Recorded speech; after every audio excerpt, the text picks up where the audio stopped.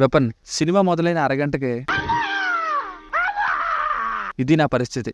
1 hour 58 minutes run టైంతో అందులోనే చివరికి 10 minutes end credits తీసేస్తే ఇక 1 అవర్ 50 మినిట్స్ రన్ టైంతో థియేటర్స్లో తెలుగులో కూడా రిలీజ్ అయ్యి అటర్ ఫ్లాప్ అయ్యి ఇప్పుడు ఆహా తమిళ్లో స్ట్రీమ్ అవుతుంది.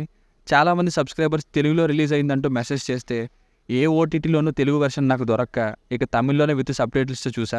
ఇక సినిమా చూసాక నాకైతే మొదటి 5 మినిట్స్ హిట్లర్ని నేతాజీ గారు 1942లో మీట్ అయ్యే ఇంట్రెస్టింగ్ ఫ్లాష్ బ్యాక్తో స్టార్ట్ అయ్యేసరికి ఇది ఏదో సరైన సినిమా దొరికినట్టుంది, సబ్స్క్రైబర్స్కి కూడా రికమెండ్ చేయొచ్చేమో అనుకున్నా. తలనొప్పి వచ్చింది గైస్. ఒక్క దాని మీద స్టడీగా ఉంటారండి.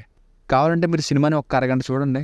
ఫస్ట్ 5 నిమిషాలు ఒకటి చూపిస్తారు, నెక్స్ట్ 5 మినిట్స్ ఇంకో దేనికోసమో చూపిస్తారు, ఆ నెక్స్ట్ 5 మినిట్స్ ఇంకో దేని గురించో మరొక దానికోసం, నెక్స్ట్ 5 మినిట్స్ ఇంకో దానికోసం, ఇలానే వెళ్ళింది. ఇరిటేషన్ వచ్చింది గైస్. ఆడియన్స్ మీద రివెంజ్ తీర్చుకున్నట్టుంది. సూపర్ హీరో ఫిల్మ్ అంటూ బిల్డప్ ఇచ్చారు. సూపర్ హీరో ఫిల్మ్ కాదు గైస్, ఇది సూపర్ జీరో ఫిల్మ్. ఇదేం సూపర్ హీరోనో, ఆ స్టోరీ టెల్లింగ్ ఏంటో, ఆ పర్పస్ ఏంటో, ఎంత వాళ్ళు చెప్పే ప్రతి విషయాన్ని గుర్తుపెట్టుకొని ఓహో ఈ పాయింట్ ముందు ముందు వాడతారేమో, ఓకే జాగ్రత్తగా చూడాలంటే ఎంత నాకు నేను సర్ది చెప్పుకొని చూస్తున్నా సరే ఒకనొక సిచ్యువేషన్లో ఇంక సహనం పోయిందండి. ఒక్క మాటలో చెప్పాలంటే ఎలా పడితే అలా తీశారు, ప్రాపర్ డీటెయిలింగ్ అండ్ లాజిక్స్నే లేకుండా. మళ్ళీ ది హంట్ బిగిన్స్ అంటూ సెకండ్ పార్ట్ అనౌన్స్మెంట్ లాస్ట్లో. సినిమా చూసే ఆడియన్స్కే కాదు తీసిన డైరెక్టర్కి కూడా ఏం చెప్దామని ఏం చూపిద్దాం అనుకున్నారో తెలియదేమో అనిపించింది. వెపన్ అని టైటిల్ పెట్టి మన మీద వెపన్ వాడినట్టుంది. ఫ్యామిలీతో చూడొచ్చు అంటే అడల్ట్ కంటెంట్ అయితే లేదు.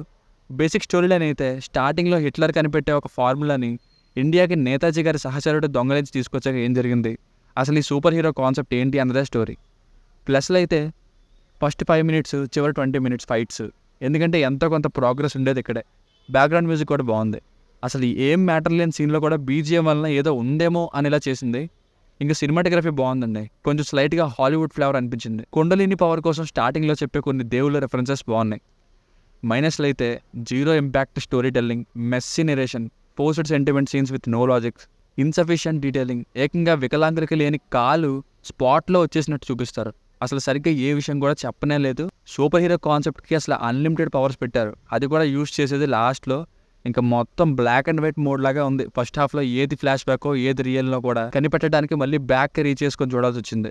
సో ఫైనల్గా మూవీకి వర్డిక్ట్ ఏంటంటే టైం తీసుకొని వెబ్ సిరీస్ లాగా ప్రాపర్ డీటెయిలింగ్ ఇచ్చుకుంటూ చెప్పగలిగే అండ్ చెప్పాల్సిన పొటెన్షియల్ ఉన్న స్టోరీని బ్యాడ్ స్టోరీ టెల్లింగ్తో బోర్ కొట్టే విధంగా తీశారు. మీకు నమ్మకం లేకపోతే ఒక్క అరగంట చూడండి చాలు. Good potential but bad story telling. దీనికి రేటింగ్ వచ్చేసి నా ఒపీనియన్ 2/5. మీకు కనుక నా రివ్యూ నచ్చినట్లయితే మరిన్ని రివ్యూస్ కోసం మన ఛానల్ని సబ్స్క్రైబ్ చేసుకోండి. Thank you.